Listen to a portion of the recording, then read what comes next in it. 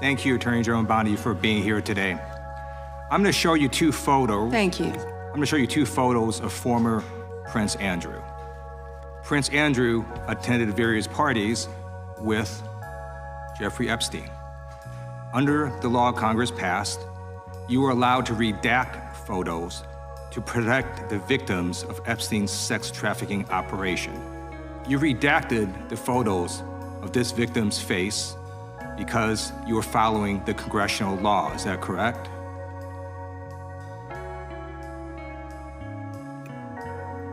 I'm sorry that we redacted the victim's Because you were face? following the congressional law, correct? Yes. Okay. You have now established that please put the photos back up, that we are looking at a sex trafficking victim. Under the Federal Victims Trafficking Protection Act, not only is Jeffrey Epstein guilty, but anyone who patronizes Epstein's sex operation is also guilty of a crime. That's why I find it absolutely despicable that you sought to protect Epstein's clients, like former Prince Andrew. Last July, you closed the case on Epstein's abusers. The July 2025 memo from your Department of Justice stated, quote, "We did not uncover evidence that could predicate an investigation against uncharged third parties." These two photos, please put the photos back up. These two photos staring you in the face are evidence of a crime and more than enough evidence to predicate an investigation against former Prince Andrew. So I ask you, Attorney General Pam Bondi, why did you shut down this investigation last July, and why have you not prosecuted former Prince Andrew?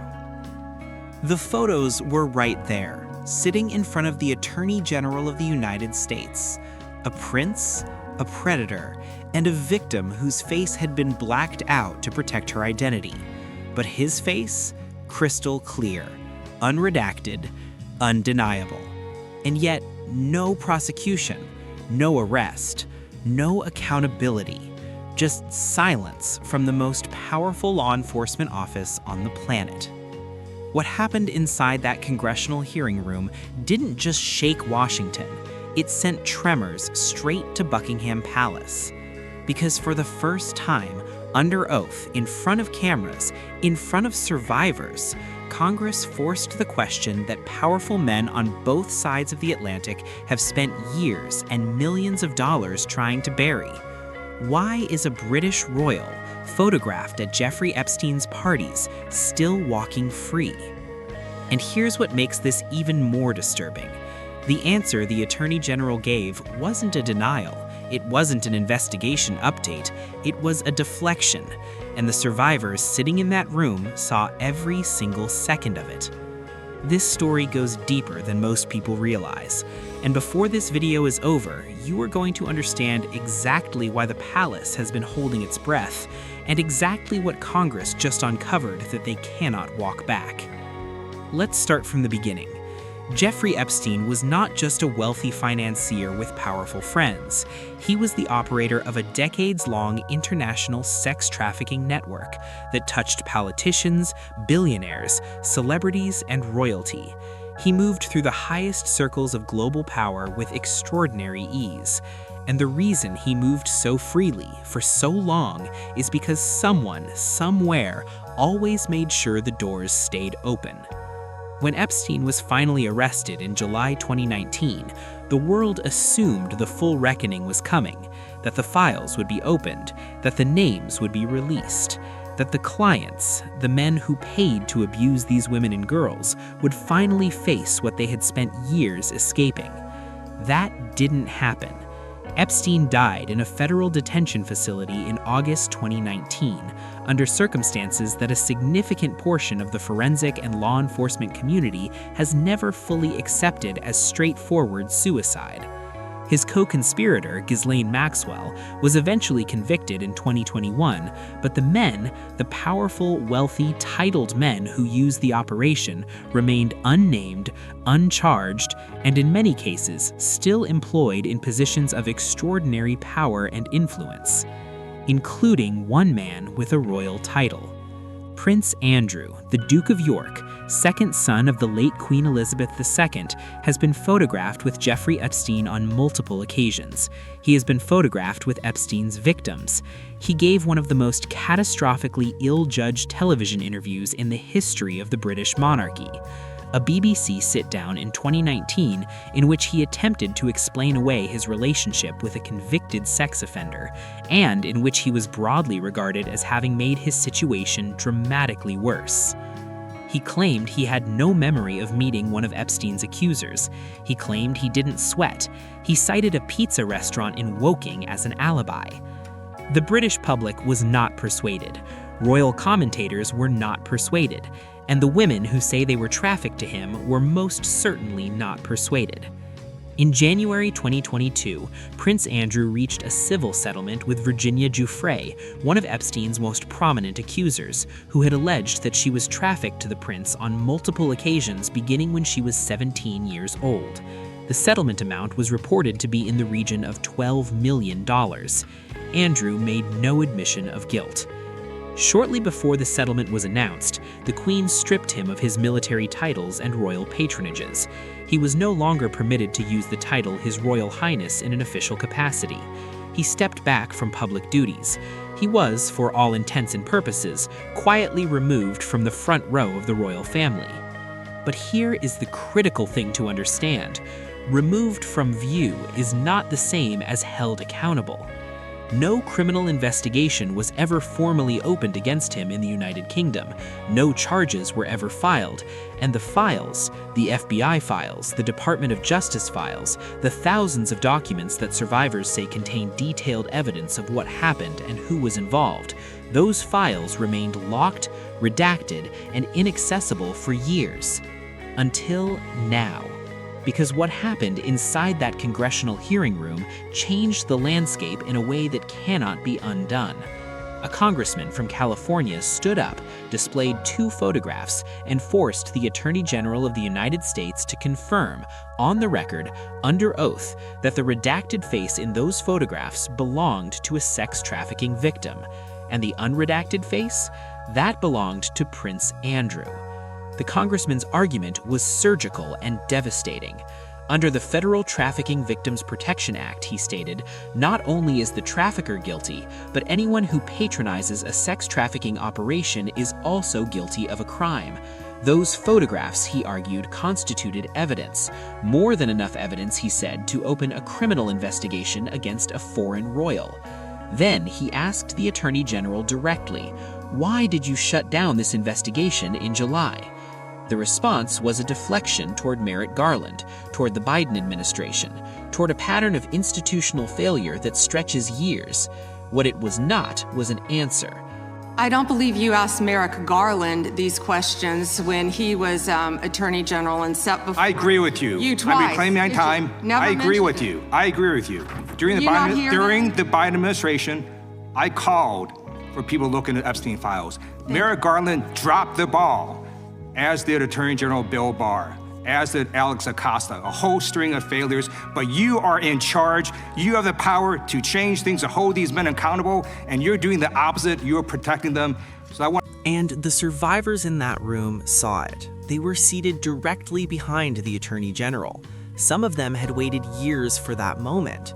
Some of them had never had their names protected in the way the law promised they would be.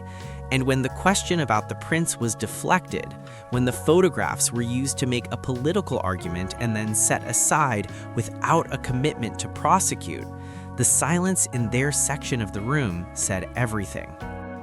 Shouldn't ask a question I don't know an answer to, but I'm going to ask the victims behind you right now. First, can you please stand up?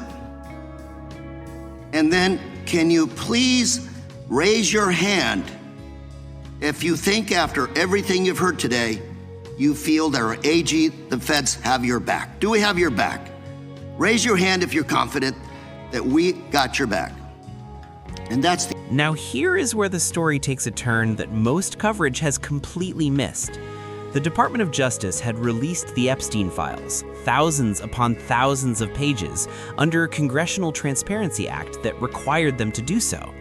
But what emerged from that release process was a scandal inside a scandal. Documents that were supposed to protect the identities of victims were released with those identities exposed. Names, phone numbers, addresses, real people who had spent years, in some cases their entire adult lives, keeping their connection to this case private. People who had specifically communicated to the DOJ through their attorneys that their names should not be released. That exact communication, that list of names not to release, was itself released in the document production. Of the massive failure of the DOJ to comply with the Epstein Files Transparency Act. To my right is an email that was sent by the victim's lawyers to the DOJ. It was a list of names not to redact. A list of names not to release. What did the DOJ do with this email? They released this email in the document production. Literally the worst thing you could do to the survivors, you did. And they're getting phone calls. A lot of these people didn't want to be known. Members of Congress held up the documents. One congressman showed a document titled in its original form with the victim survivors' names visible in the header. Another showed a document that had been classified as listing child sex trafficking co-conspirators, fully redacted when it should not have been until he forced its release.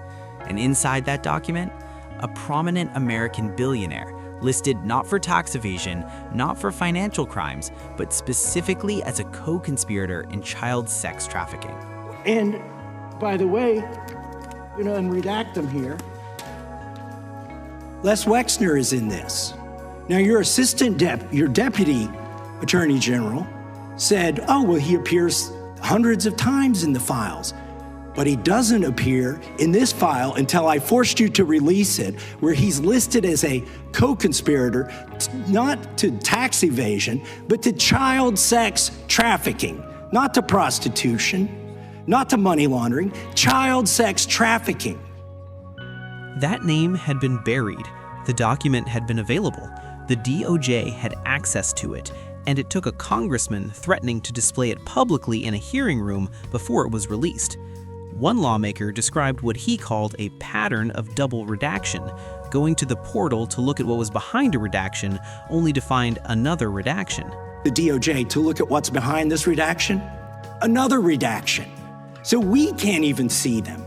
And then there's some of these files you've pulled down from the website that we will never see, because we can't search the redactions. Documents pulled down from the website entirely, hundreds of FBI interview forms, the detailed testimony that survivors gave to federal agents, containing the names of the men they identified, hidden behind layers of redaction, with no pathway to access what lay beneath. The question being asked out loud in that room was the same question the survivors have been asking for years. Who is being protected? And why? However you want it. Claiming my time, Director. It sounds like if you don't know the number, it could at least be 1,000 times. Which It's not. leads me- It's not. Is it at least 500 times? No. Is it at least 100 times? No. Then what's the number? I don't know the number. Because the math does not add up. More than 500 attorneys and reviewers were assigned to process these files. The error rate, the Attorney General insisted, was very low. There are more than 500 attorneys and reviewers. I cannot give you an exact number. And I wanted to ask you about that also, because this is a different question that you're getting to now. There were 500 DOJ lawyers and others assigned the task of redacting the appropriate information, including identities of the Epstein victim survivors from the Epstein files prior to their release. 500, is that correct? If I could have finished my answer, there were more than 500 attorneys and reviewers who assisted with the... That answers... Because the math does not add up. More than 500 attorneys and reviewers were assigned to process these files. The error rate, the Attorney General insisted, was very low. But when a letter from the victim's own lawyers, a list of names not to release, was itself released, when survivors started receiving phone calls from strangers, when their addresses became findable in documents that were never supposed to contain them, those are not the hallmarks of a low error rate. Those are the hallmarks of a process that, at best, failed the people it was legally obligated to protect.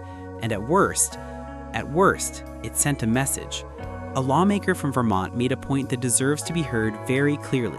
She noted that across the world, in the United Kingdom, in Europe, in Australia, powerful men whose names appeared in the Epstein files had already resigned their positions in disgrace. The exposure alone had been enough. The public pressure alone had been sufficient to remove them from office. She then pointed out that 3 senior officials in the current United States administration, a Secretary of Commerce, a Secretary of the Navy, and a Deputy Secretary of Defense, all had names that appeared in those files. All of them have clear and confirmed ties to Jeffrey Epstein. Attorney General Bondi, yes or no, has the Justice Department asked Secretary Lutnick about his ties to Epstein? Excuse me. Secretary Lutnick has addressed those ties himself. I'm asking you, has the Justice Department specifically asked Secretary Lutnick about his ties to Jeffrey Epstein? He has addressed those ties himself. Has the DOJ asked Secretary Phelan about his ties to Jeffrey Epstein? I don't know whether he has addressed those or not. Has Deputy Secretary Feinberg talked to the Department of Justice about his ties to Jeffrey Epstein?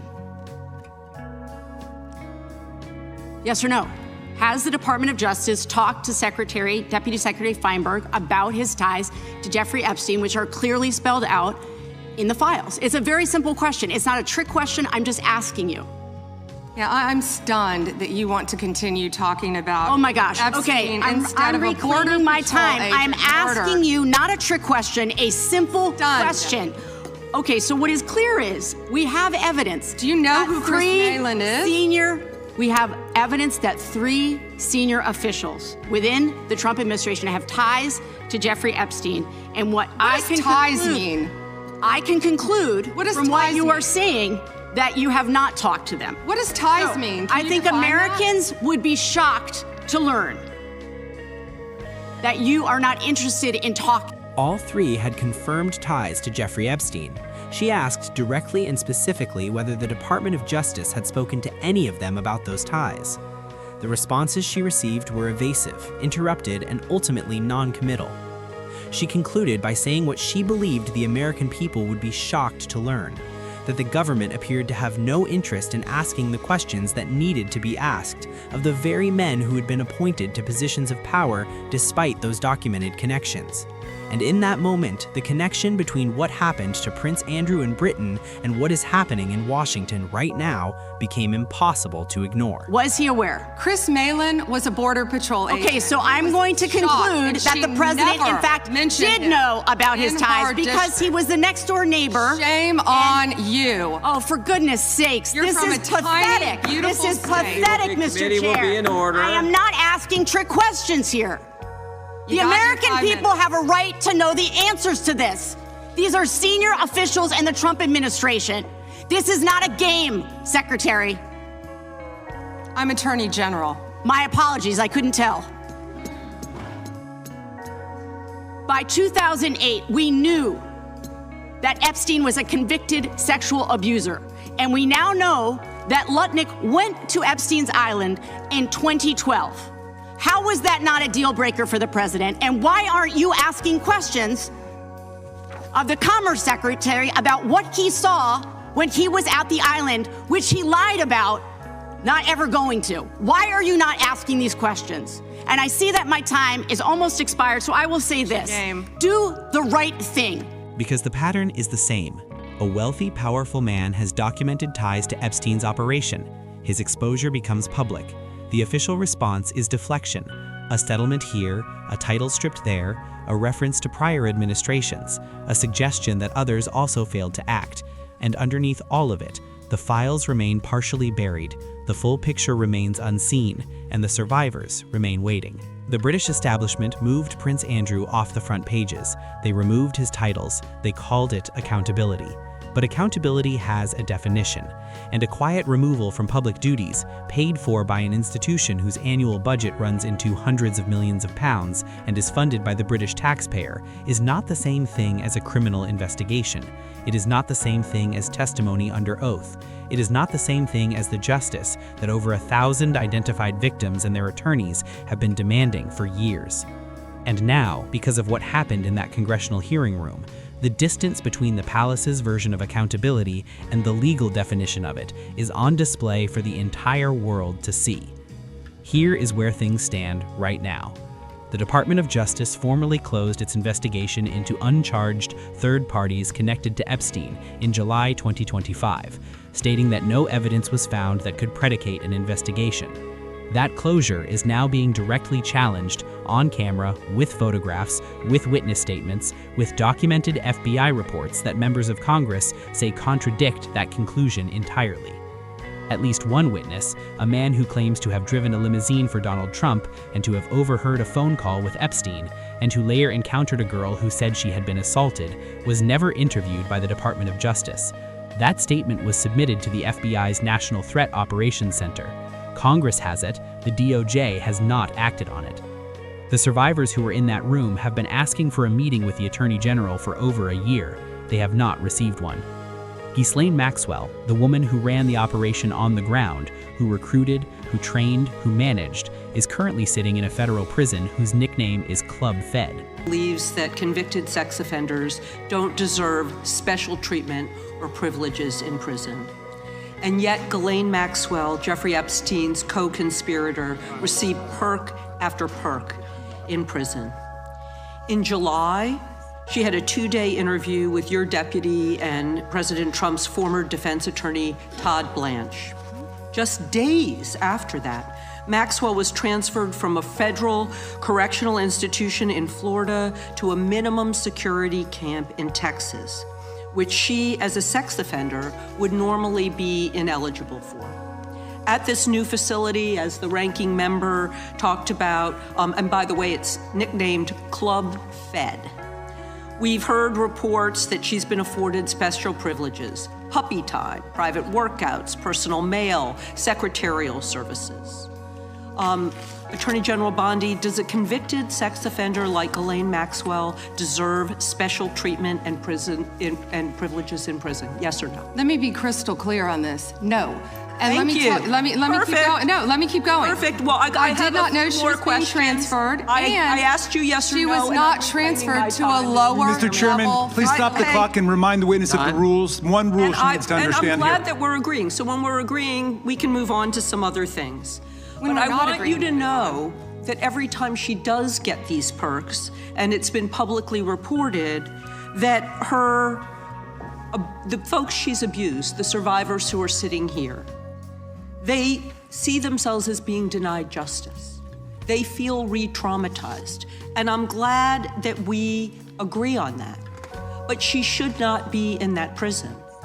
And she needs to be moved back to a maximum security prison as soon as possible. But what she has told another committee here is that she won't cooperate with them unless she gets clemency from Donald Trump.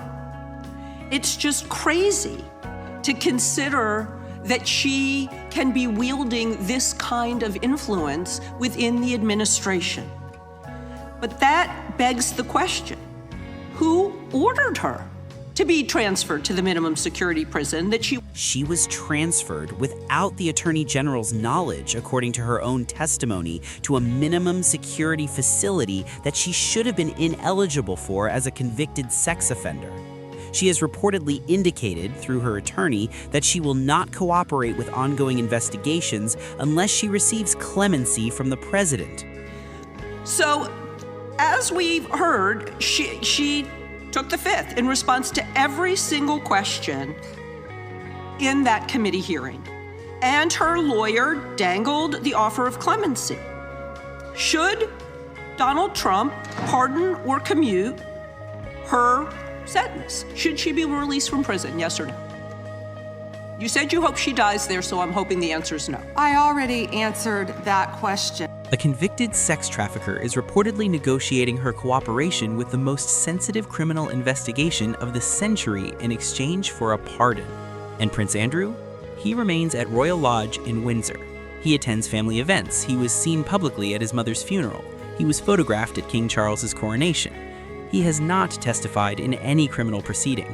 He has not been charged in any jurisdiction. He issued a statement of sympathy for Epstein's victims that stopped well short of any admission and satisfied no one who has followed this case with any seriousness.